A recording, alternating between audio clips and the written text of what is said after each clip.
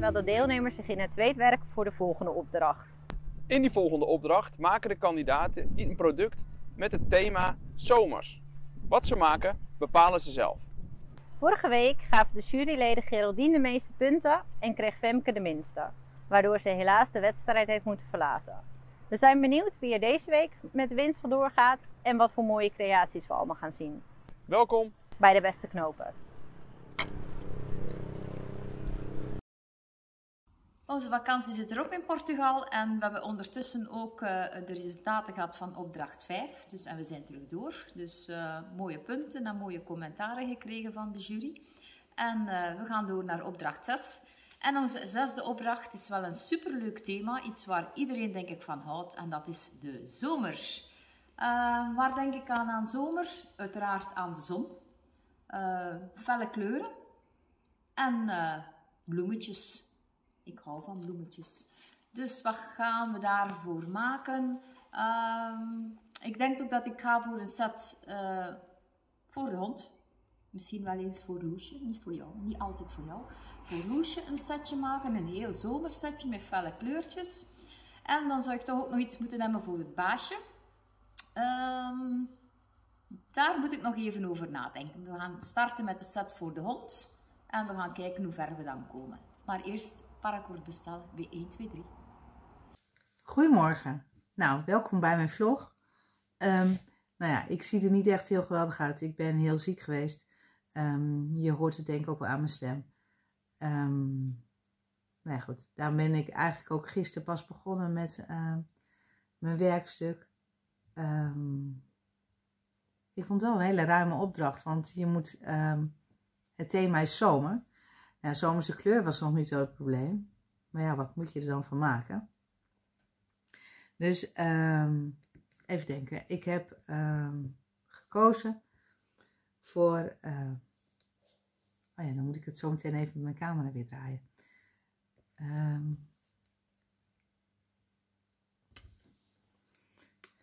Ja. Chaos. Ik heb gekozen voor chaos.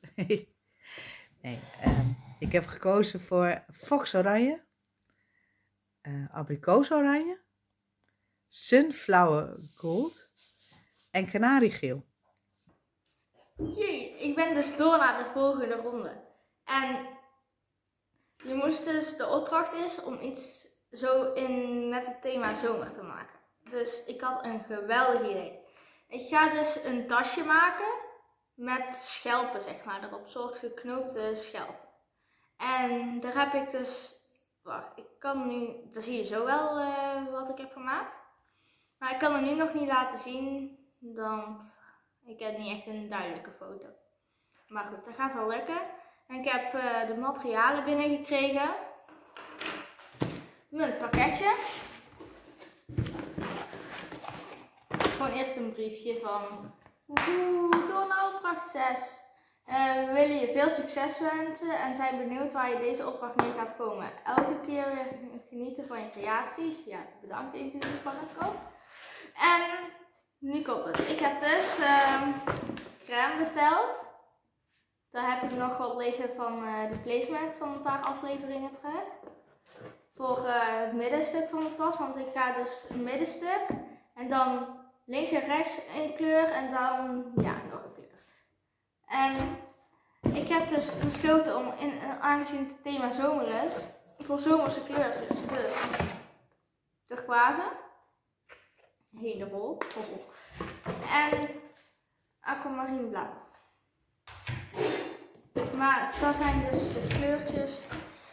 En ik heb zelf ook nog wat bijbesteld, 2 ringen als handvat. Ronde 6. Opdracht 6.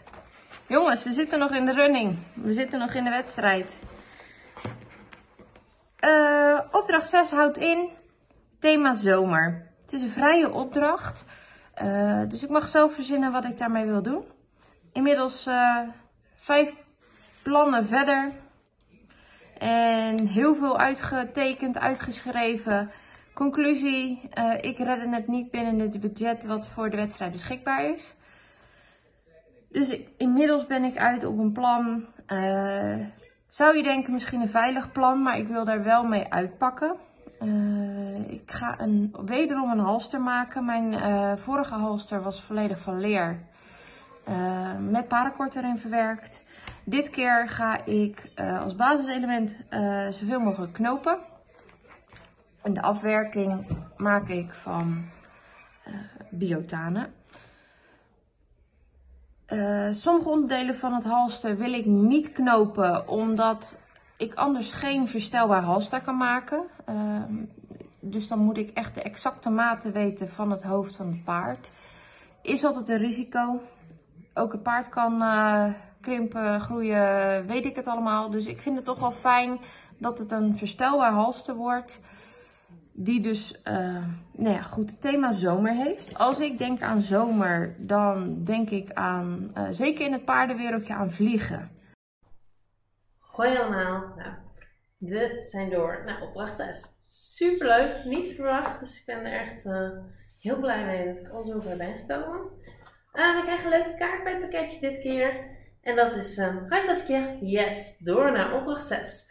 We genieten ontzettend van al je creaties en wensen je succes. En wensen je, zo, dit gaat echt heel goed. En wensen je succes met deze nieuwe opdracht. We zijn weer benieuwd. Readings, Emiel en Denise van 1, 2, 3 Paracord. Superleuk. Ik zal je vast gaan verklappen. Het thema is zomer. Nou, ik wist echt niet wat ik moest gaan maken. Dus ik ben even research gedaan en zo. En het lijkt mij super leuk om een festivaltas te maken. Dus mijn festivaltas. Ik ben best wel altijd van de blauw en leuke kleurtjes erin. Nou, nu zijn we een keer gegaan voor mokka en sunflower gold. En een beetje bohemian stijl, denk ik dat wel kan zijn. Maar we gaan een superleuke festivaltas maken. En als we nog tijd over hebben, misschien nog een kleine verrassing bij. Ik ben inmiddels al begonnen, zoals je ziet op de achtergrond. Ik heb een mooie vlecht gemaakt. En daar heb ik 20 lijnen, van 180 centimeter aangemaakt. En de bovenkant hebben we strak gedaan. En nu ga ik het helemaal los doen. En dat gaan we nog een keer herhalen. Dus hier hebben we nog een keer. Dit is trouwens 3 keer 2 meter. En hier heb ik weer 20 keer 180 hangen. Centimeter. 1,80 meter.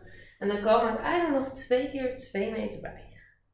Dus, maar dat is pas heel op het einde. Dus die hebben we nog even niet geknipt. Dus nou ja. Ik heb er zin in. Ik heb even een hoekje ingericht om het te filmen. Het is niet mijn normale plek waar ik sta. Maar ja, anders werd het een beetje lastig. En hier kon ik mooi een stok ophangen. En dit allemaal. Dus ik heb er zin in. En ik hoop jullie ook. Dus we gaan ervoor. Hoi allemaal, daar ben ik weer. Nou, we gaan beginnen met opdracht 6. Ik heb er veel zin in. Opdracht was zomer. Nou, het lijkt me een leuke opdracht. Ik heb daarvoor deze kleuren besteld. Ik heb al wat kort afgeknipt van het grote dingetje, zeg maar. Dat is dit. Ik heb daar ook al knopen in gemaakt, want ik wil beginnen met een zomers heuptasje voor festivals. Dus dat zijn deze. Nou, ik heb even 2 draden of 2 koorden overgelaten om te laten zien hoe ik dat gedaan heb. Nou, ik laat het jullie even zien.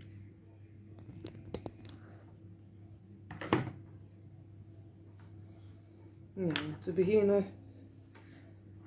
doe je ze dubbel.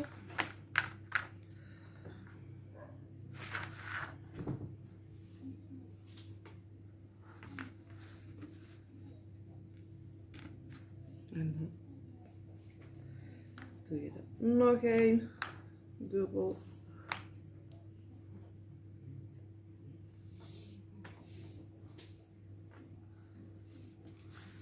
Zo. En dan maak je er een knoop in. Dus dit is eigenlijk macramé.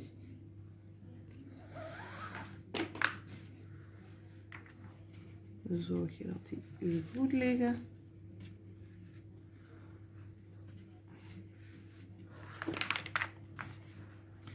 Wel grappig, want ik had dat eigenlijk nog nooit gedaan, macrameën. Dus we begonnen met de andere opdracht, die placemat. Ik vond het eigenlijk wel zo leuk, dat je ook zulke leuke dingen van kan maken. Nou, nu is het dus de bedoeling dat je al die geknoopte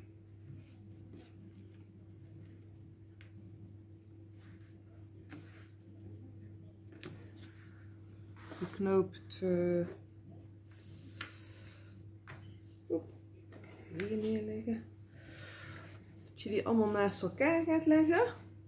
Nou, dat ga ik nu even doen en dan laat ik jullie weer zien hoe het gaat om het verder te knopen. Ik heb ook al de kraaltjes, de bloemenkraaltjes op de dubbele draad gestoken, dus die zitten vrij goed vast. Ik ga die er direct in mee knopen. Als ik knoop in type 3 doe ik de bloemen erna in, maar bij deze heb ik ervoor gekozen om ze toch er direct mee in te knopen. Dus je ziet dus de groene onderzijde en dan de gele bloemetjes met hier de kraaltjes in. Dus eens dat de afband af is, valt dat nog beter in zijn plooi. Ja, het moeilijker aan is altijd hier het kruisen. Dus ik moet hier kruisen van draad, zodat de halsband eigenlijk aan elkaar komt, daar ik met 2 rijen aan het werken ben. Dus een gokje gewaagd van het aantal bloemetjes. Dus moest het zijn dat ik er te veel heb, dus liever te veel dan te weinig. Die kan ik er nog van tussen knijpen. Maar ik denk dat ik zo'n beetje toch vrij goed uitgerekend heb qua bloemetjes. Dus dat is het eerste deel van ons zomerse setje. Dus gaan we nog eventjes aan verder knopen. En ja, ik laat straks nog wel even het vervolg zien. Ik heb alle stukken afgeknipt zoals je hier ziet. Maar dat is nog maar het begin. En het ligt er nu niet zo netjes, maar dat maakt ook niet uit. Dus nu gaan we beginnen met het opzetten. Ik begin vanuit het midden gewoon. Dus gewoon zeg maar bij beide ringen 8 kleuren van crème. En dan steeds verder naar buiten zo. Dus dan gaan we zo beginnen. Je maakt zo'n... Ik weet niet hoe je zo'n knoopje noemt, maar zo'n...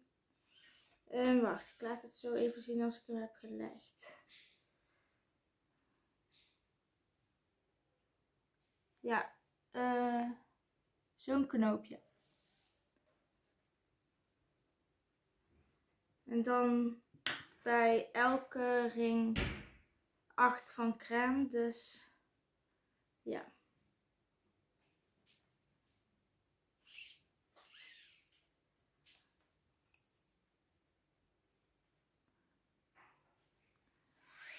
Knoopje nummer 2. En zo dus verder. En aan één zo'n handvat moeten volgens mij 16 knoopjes. Dus daarna ga je gewoon met de buitenkant verder met turquoise. En dan laat ik daar nog wel zien hoe het verder moet. Yes, nou mensen, op het begin had ik dus een mooi plan met leuke kleurtjes, maar ja, daar werd ik zelf niet vrolijk van. Meer de kerstkleur, als ik het zo mag zeggen. Ja, dus ik ben een beetje in paniek geraakt. Ben tussen alle kleuren en koorden gaan graven wat ik er nog van zou kunnen maken, wat enigszins zomer was. Nou ja, goed, in de tussentijd aardig wat dierenartsbezoekjes gehad met een van mijn honden. Dus tijdnood is daar. Ik zit aan de salontafel voor de tv, halve finale, Conference League, Feyenoord. En nou ja, goed, mijn clubpie. Ja, en dat wil ik uiteraard niet missen. Maar ja, ook de tijd begint te dringen. Dus ik zit hier met mijn Mijn mooie knoopplank met mijn inmiddels nieuwe creatie.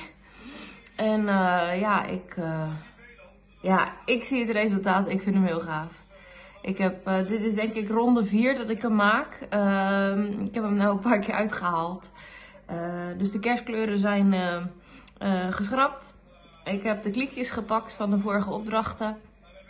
En inmiddels de kleurencombinatie die ik hier nu heb is echt ultra vrolijk, zomers, fris. Ik word er blij van. En ik hoop dat ik ook met de wedstrijd blij word. Dus goed. Aankomende zaterdag is de deadline.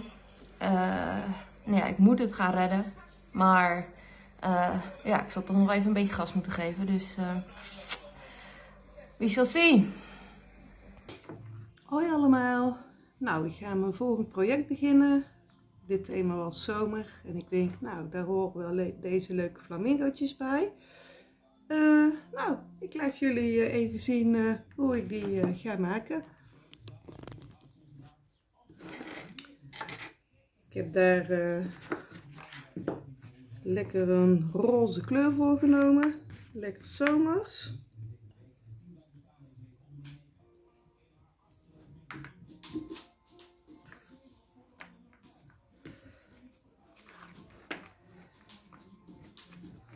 En dit is dan het begin van de flamingo.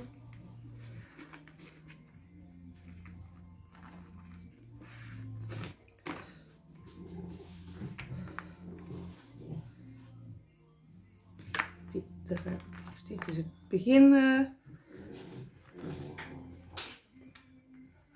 En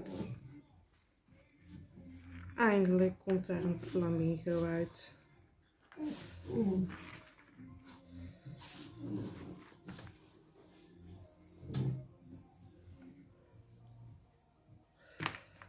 Zo.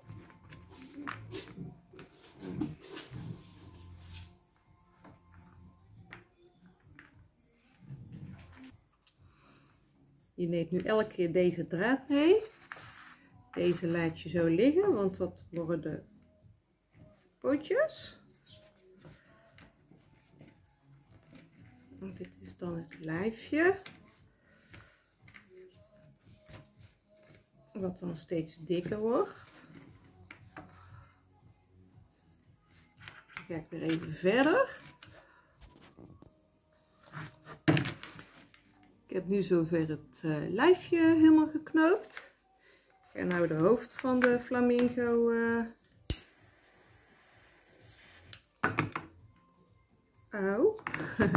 knopen.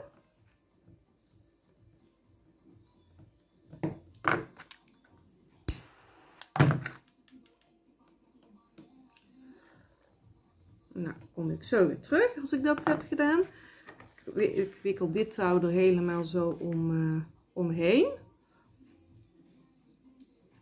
Dus dat ga ik nu doen. Dan kom ik zo weer bij jullie terug.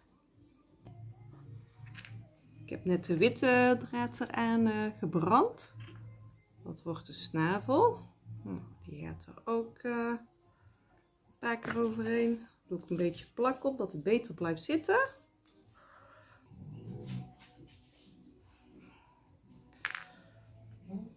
De flamingo is klaar. Op zijn pootjes na dan.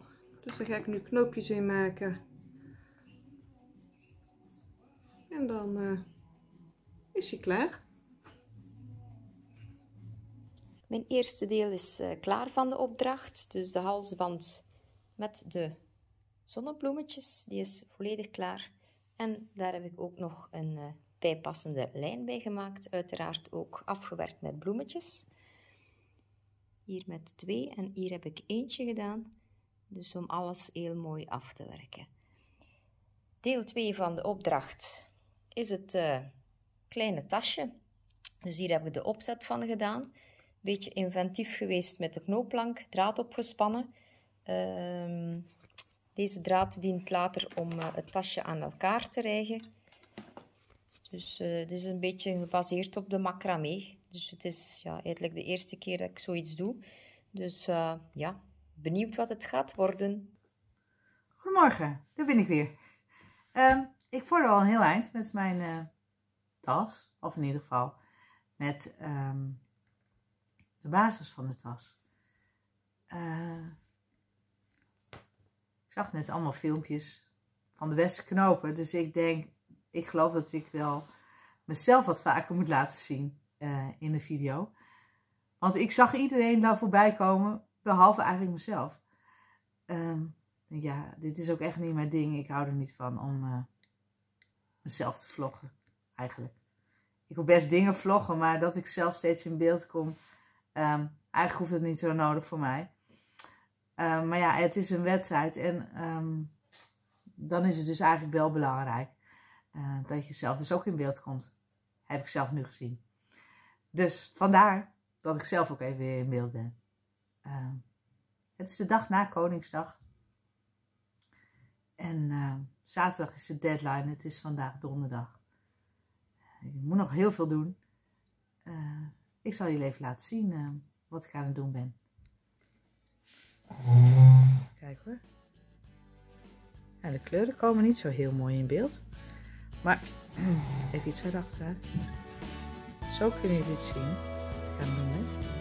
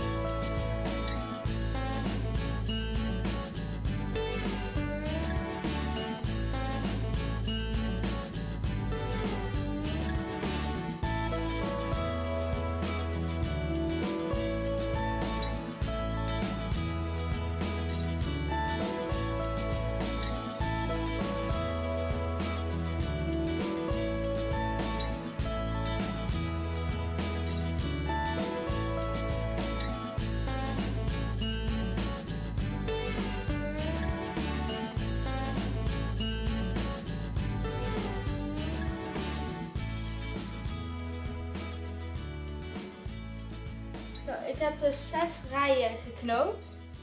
En nu ga ik dus verder met de schelpen. Ik denk dat je dit wel goed kan zien. Ik zet hem een beetje dichterbij. En ik heb dus deze al helemaal geknoopt. En hier dus de achterkant. En ik heb dus aan de zijkant van tussen die 2 knoopjes in, zeg maar, ja, laten we maar. Dus eerst leg je hier een cobra knoop.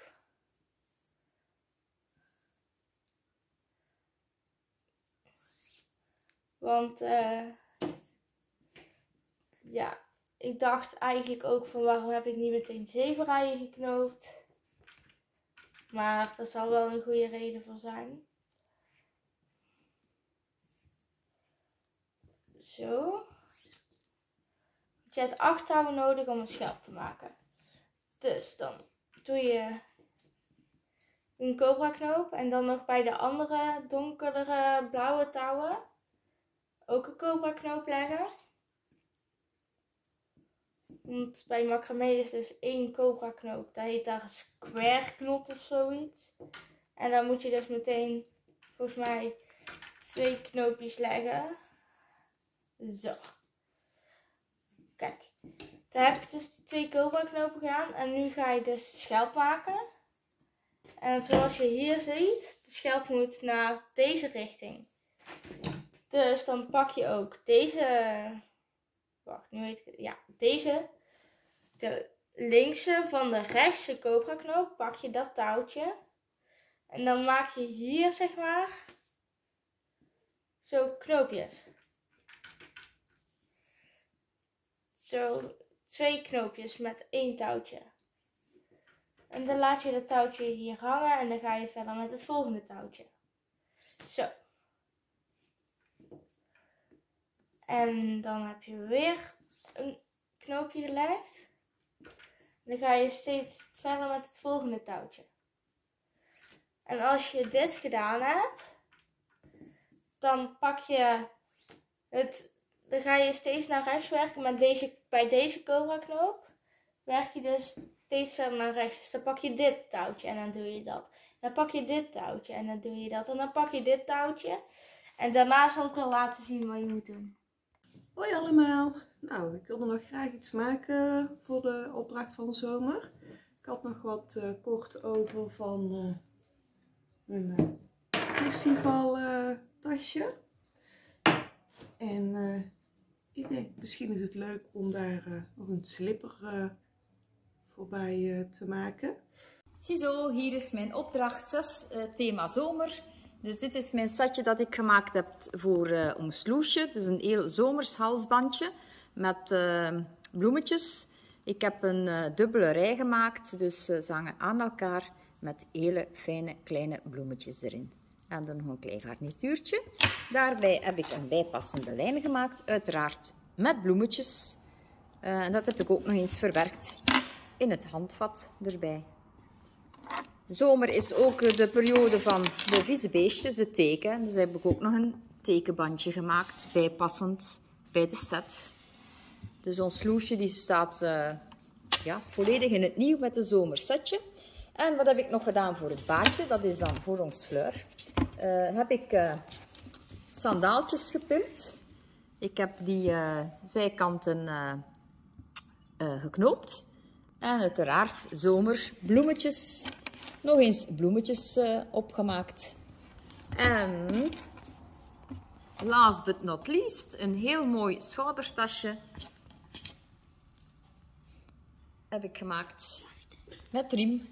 Kan ze er nog afdoen. Dat is uiteraard voor ons Fleurtje. Dus ook een bloemetje er nog steeds nog eens op. Dus het kan makkelijk open. Hier kan haar telefoon erin, de gsm erin. Flap toe. En dit is een mooi tasje.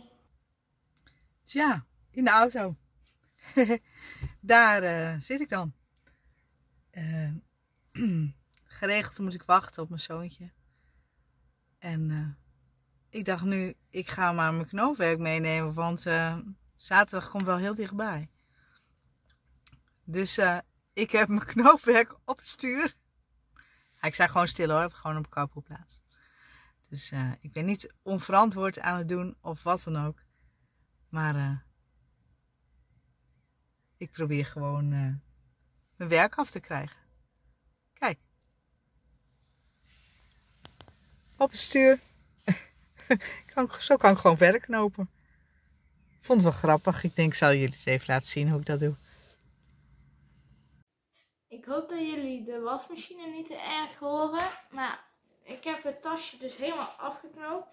Zoals ik in de vorige vlog had gezegd. Maar die afwerking, die zag er echt, ik vond het er niet uitzien. Dus, ik heb een oplossing bedacht. Hier zo'n wikkelknopen maken. En dan dat je dit zo afknipt en dat je hier zo vlosjes hebt, zeg maar. Leek me dus een heel leuk idee. Dus die ga ik ook gewoon doen. Ik heb hem dus helemaal klaar.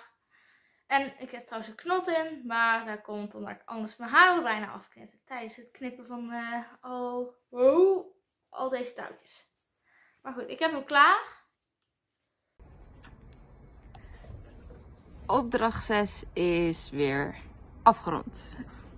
Ik ga zo meteen alle spullen weer insturen. En ja, in eerste instantie dacht ik echt van, nou, ik kap ermee. Ben er klaar mee. Helemaal niet meer leuk. Zeker de kleuren die ik had gekozen kwamen in de buurt van kerst. Met het thema als zomer willen we nog niet denken aan kerst. Dus kerst gaan we parkeren. Ik heb alle bakken opengegooid en de kleuren gepakt die we in vorige rondes hebben gekregen en ontvangen, hebben gekozen. Ik heb de leiding een berichtje gestuurd, of de organisatie, even een sneak preview gegeven van wat ik aan het maken ben. Ik heb een halster gemaakt. En de eerste reactie die ik daarop kreeg, fruithagelslag. Ja, en als je dit ziet, snap je waarom. Nou ja, goed. Zelf word ik hier echt enorm blij van. En als ik aan zomer denk, dan denk ik voornamelijk aan hele vrolijke kleuren. Warmte. En nou ja, goed. Zelf denk ik dat het daarmee wel geslaagd is. Ik heb een combinatie gemaakt van een type 3 2-in-1 band. Zoals een eerdere opdracht. Een van mijn favoriete knopen, de Sinnet. Maar de Sinnet heb ik in een zigzagvorm gedaan. Zoals je dat een beetje zo kan zien. De bakstukken van het halster. Dat is de Herkies Raute. Ook in dezelfde kleuren. Heb ik geen type 2 gebruikt. Anders werd hij weer net iets te breed. Ja, voor de rest heb ik RVS onderdelen gebruikt voor het halster. Ik had meer willen knopen. Alleen op het moment dat ik een verstelbaar halster wil maken, is het niet handig om het deel te knopen. Want om dan de pin van je gesp er doorheen te kunnen krijgen, dat is Mission Impossible. Dus vandaar dat ik ja, de nodige onderdelen met biotanen heb gedaan.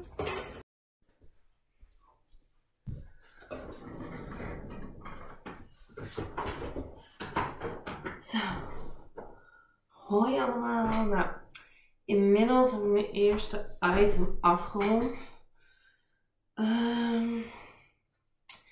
Ik vind niet dat het enigste moet zijn wat ik ga inleveren. Wel heb ik nog een beetje over wat dingetjes nagedacht. Ik heb wat versteviging aangebracht op de bovenkant van de tas. Op je schouders. En ik heb aan de binnenkant een lusje gemaakt om eventueel je sleutels aan te hangen. Want ja, hier zitten natuurlijk gaatjes. Als je een dikke sleutelbos hebt, verlies je het niet. Maar ja, als je maar een enkele sleutel hebt, is het toch wel handig als je hem ergens aan kan klikken. Ik vond het leuk om er nog toch een klein accentje aan te geven. Nou ja, dit is eigenlijk een beetje mijn festivalbag. Misschien omdat het een beetje net is. Kom je wat sneller door de security control heen. Want ze kunnen nu zien wat erin zit. En hij is niet al te groot. Want als ik op een festival ben, sleep ik niet te veel mee. Want dat kan ik alleen maar kwijtraken. Dus ik dacht, niet een te grote tas. Een leuke festivalbag. Want hopelijk met corona krijgen we weer met festivals en alles te maken deze zomer. En kan gewoon alles doorgaan. Kleine versteviging. Oh ja, en het is ook wel een beetje een ode aan de Cobra knoop. Hier heb ik hem heel mooi strak gedaan.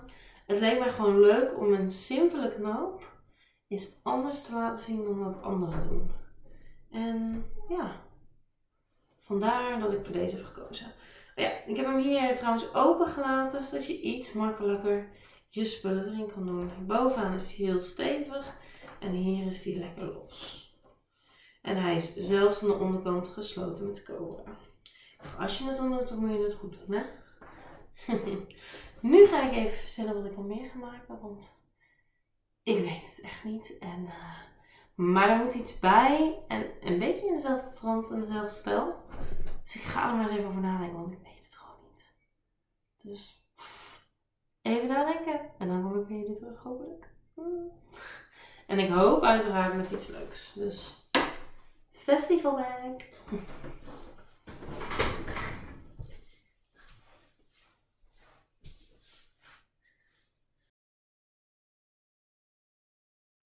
De jury vindt dat de kleuren die je gebruikt hebt wel wat meer zomers hadden kunnen zijn. Ze vinden je tas goed gelukt en vinden het goed dat je ook hebt gedacht aan de kleine voorwerpen. Het puntje van kritiek is wel dat de afwerking iets meer aandacht had verdiend. De jury vindt het leuk dat je voor iets anders gegaan bent dan een tasje. Ze vinden het halster goed gelukt en vinden het fijn om te zien dat er meer knoopwerk in zit. Ook de kleuren zijn vrolijk en zomers waar je punten mee scoort. De jury vindt je tasje goed gelukt. Hij is lekker zomers en helemaal functioneel. Niks op aan te merken. Helaas ziet de jury dat de andere deelnemers net iets meer hebben gemaakt dan alleen het tasje, waardoor je wat minder scoort op creativiteit en techniek. De jury waardeert je inzending enorm. Over de tas zijn ze het meest enthousiast. De kleurkeuze, de afwerking en het handvat, stuk voor stuk goed werk. Wel wordt er een klein puntje van kritiek geleverd over het feit dat je dezelfde techniek hebt gebruikt als bij een eerdere opdracht. Ook geven ze aan dat je voor de bril en slippers bent gegaan voor een simpele Cobra knoop. Dit hadden ze graag anders gezien. De jury is weer onder de indruk van het werk wat je ervan hebt gemaakt. Ze geven aan dat ze de kleuren nog iets meer in de zomertrend hadden willen zien, maar vinden alle producten stuk voor stuk goed gelukt. Ook over de afwerking heeft de jury lovende woorden. Wel geven ze aan dat bij de halsband de bloemetjes nog iets beter gekund hadden. De jury is weer erg enthousiast over de dingen die je hebt ingeleverd. Ze vinden de flamingo's geniaal en goed gelukt. Ze vinden de slippers iets minder en geven aan dat de technieken die gebruikt zijn niet per se erg moeilijk zijn. Ook vragen ze af hoe praktisch het systeem van het tasje is. Ze zijn bang dat wanneer er wat gewicht in komt, het loslaat. Ondanks de paar puntjes van kritiek is de jury erg blij met het resultaat en geven ze aan dat je er trots op mag zijn.